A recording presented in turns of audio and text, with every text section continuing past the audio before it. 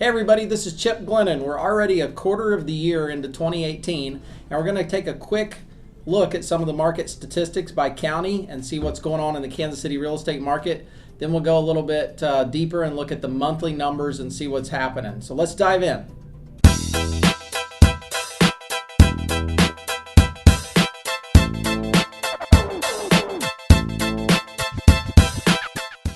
Let's look at Johnson County, Kansas for Q1, and what we see here first is a median sales price in the first quarter that has really kind of hovered right around that $273,450 range, which is up about 5.2%, which is a one-year increase in our median sales price.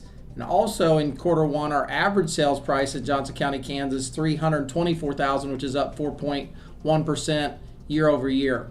So those are all encouraging statistics. The percentage of original price received in Johnson County, Kansas is at 98.5% of ask price, which is up 0.6% year over year, and average days on the market in Johnson County of 51 days, and that happens to be down 5%. So that gives you kind of an idea what's going on in Johnson County first quarter, and we'll deep dive a little more into the monthly statistics.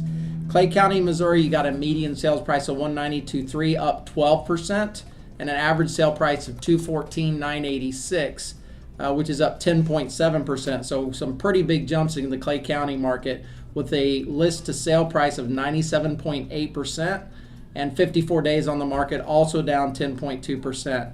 When we look a little bit over to the west in Platte County, what we're seeing is a median sales price of $252,000, which is up 1.6% in Q1. Their average sales price in Platte County is at $276,000, and that's flat, with a list to sale price ratio of 97.9% and average days on the market of 58 days, and that's down 13.1%. So one of the kind of the things that we're seeing across all the counties is the days on market has dropped, and we'll get a little bit more into inventory as well. But in Jackson County, Missouri, you got an average sale of $150,000. That's up 2.4, and that's median rather, and an average sale price of $190,000, up 10.5%, 95% list to sale price, 59 days on the market, also down 12.3%. So that's what we're seeing kind of metro-wide in Q1 for 2018. Now what we're going to do is we're going to take a look at what happened in March, and we'll give you those statistics so you can take a look at those as well. All right, so for March of 2018, Kansas City, here's what's happened. Here's some quick facts for the Kansas City real estate market. Our change in combined closed sales is down 5.3%, and our change in combined average sales price is up 8%. But the big, most shocking statistic, and the one that is the most concerning, is our change in combined supply and existing and new home sales is down 20.8%. So when we start talking about appraisal things with homes and valuations of homes, and you really have to start paying close attention to what's happening with supply and demand, because it's affecting values and the demand on property. There's far more buyers right now than there are sellers out in the marketplace, which is driving homes up, particularly in situations where we have multiple buyers with cash and equity that aren't financing as much on a piece of property. We can go into that more later in other videos. But just kind of some key metrics there. Closed sales this year are at 2,684 in the month of March, which is down 7%. Year to date, that percent change is pretty significant.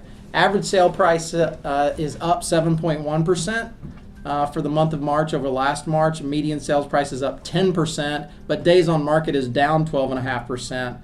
Original list to sale price ratio is very tight, and there's about a 1.4% difference in what people are asking and getting for a home right now.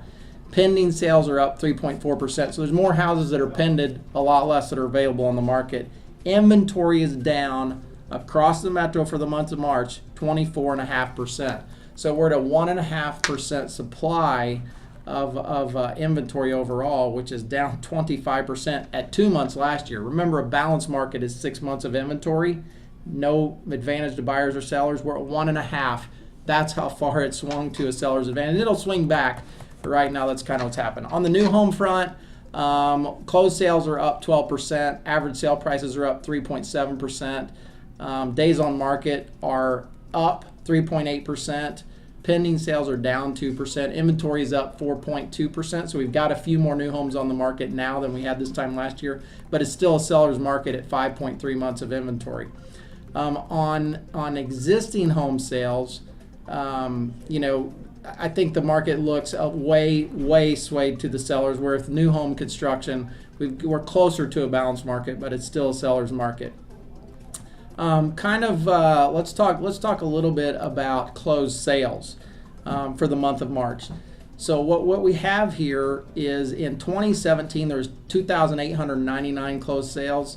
2017, and in 2018 there's 2,684.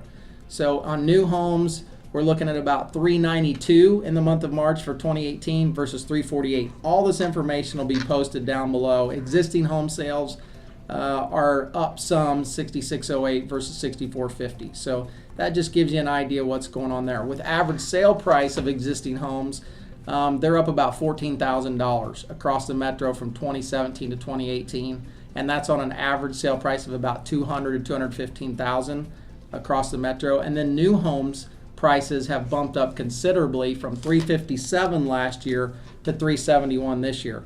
So certainly a big jump there, and we'll post some of this information for you down below.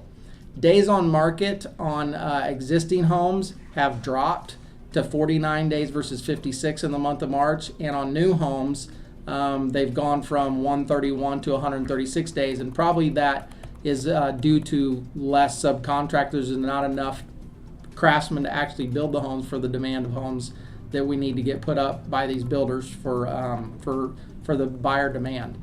Pending sales pretty flat all the way across. They're up some, but still pretty flat. Inventory is the shocker.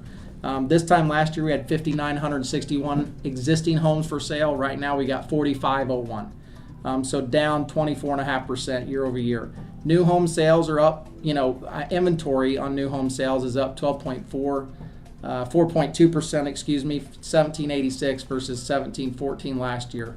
So we definitely have a crunch on the supply side when it comes to existing homes, and it's still a seller's market on new homes, but closer to balance. We're getting much closer, and that will change in the months ahead. So here's the key. If you're going to be a buyer or seller in the Kansas City real estate market in the months ahead, make sure that you have all the data and facts pertaining to not just the Kansas City real estate market, but the lending environment that you're going to be transacting in. Also, that you've got expert advice of what's going on in the school district and the neighborhood, and with the floor plan specifically that you want to purchase or sell, because there's different data and statistics for different price points in different areas, and we want to make sure that you're the most educated buyer or seller in the marketplace, and that's our job to help make sure that happens. So if you have any questions about that at all, please give us a call, and we look forward to helping you out with your home purchase or with the sale of your property. Thank you again for watching.